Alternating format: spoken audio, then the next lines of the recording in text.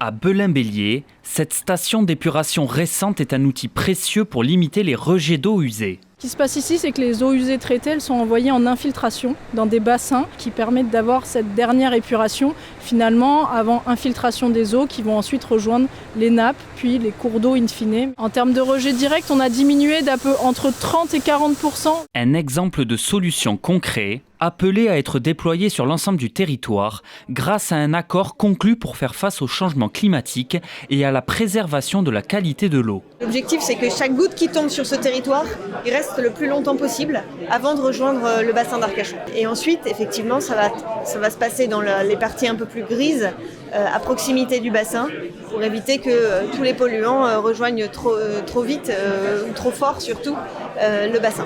105 millions d'euros investis pour mieux traiter les eaux et éviter de nouveaux drames. En mai 2020, entre 80 et 100 mm de pluie sont tombés en 24 heures sur le sud-Gironde et les Landes. 3 ans plus tard, la filière ostréicole a été fortement touchée.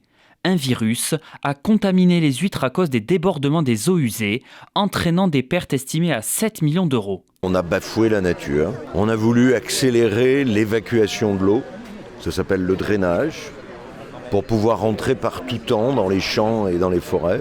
Et puis on s'aperçoit que la nature nous envoie une belle gifle. Il faut qu'on fasse le job pour ralentir l'évacuation de l'eau.